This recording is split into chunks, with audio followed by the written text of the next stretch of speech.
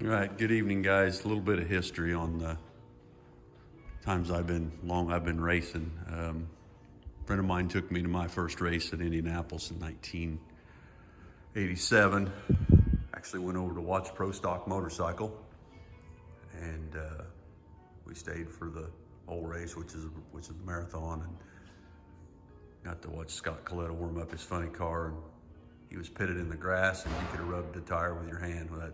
He was thinking that warming that thing up, and he whacked the throttle, and that was it for me. So the next year, bought this car off of a gentleman locally. The Alter to the left is my first car, and the Dragster is the same guy who took me to the racetracks. Car, him and his friend built that car and built the trailer, and they bracket raced that for several years before he decided to get rid of it. And we hauled our car and our cattle trailer, had to clean the shit out of it every weekend to take it to the racetrack, to say the least. We didn't have a lot of people that wanted to pit around us, but we got there and got it done. So the next year, decided that the Dragster might be the way to go, and ended up with this Spitzer car.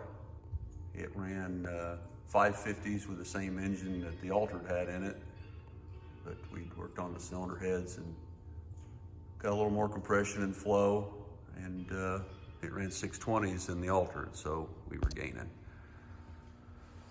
So after that car, I stopped racing. Family, I really shouldn't have been racing, didn't have enough money at the time, and Chuck Baird and I teamed up and we built a Division III super quick car. It was #1 qualifier at every event we went. There's a picture of it. Back at I-55 Dragway that doesn't even exist anymore. We ran that for a season, and Chuck and Tina decided they wanted to go alcohol racing, top alcohol dragster, and we did that. And the car was real competitive right off the bat. Was running a Littlefield blower, regular Roots type blower, the first 2 years. We won Indy in 1992, and they switched to the Whipple screw blower and raced for several years after. I raced with them for 3 years, and I think they finished in mid-2000. And I was out of drag racing for quite some time after that. A friend that we met alcohol racing, Chris Ricketts, called one day, and he had what I guess is called a Funster extended wheelbase altered. Looked like that when I got it. Had a small block that ran 512s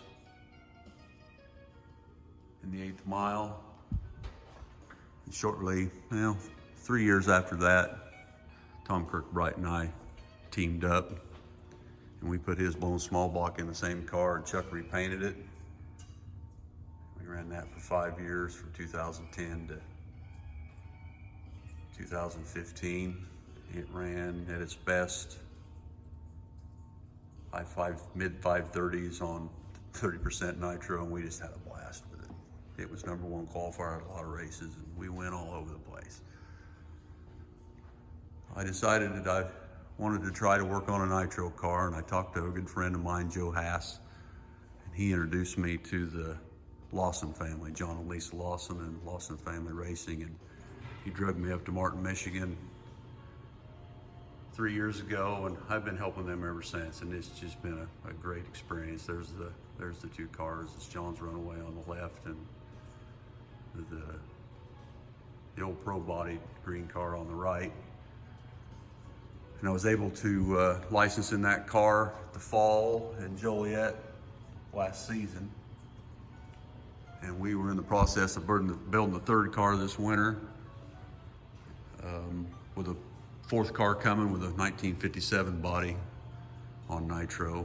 John's engines run anywhere from 94 to 96% and are pretty fast for a big pump single mag car.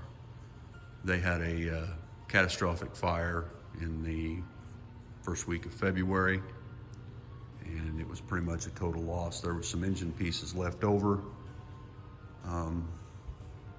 One of the cars, the chassis is going to be okay. All the bodies were lost, and Been bringing stuff of John's down here to clean it up and see what's left over, and we're just about done with the cleanup process. The blocks are right over here.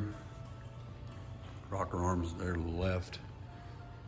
Intake manifolds. I mean, there's just a whole bunch of stuff. There's one of the rear end housings out of John's cars, and most of the rest of the parts. And we're gonna put one of his engines in my fuel altered, well, it's gonna be fuel altered, in my altered, and see if we can't get it down the track this summer. Hopefully be able to make the race in Joliet for the Fall Classic. I think it's August 15th, that's the goal. So there's the history. Been pretty fortunate to be around a lot of good people.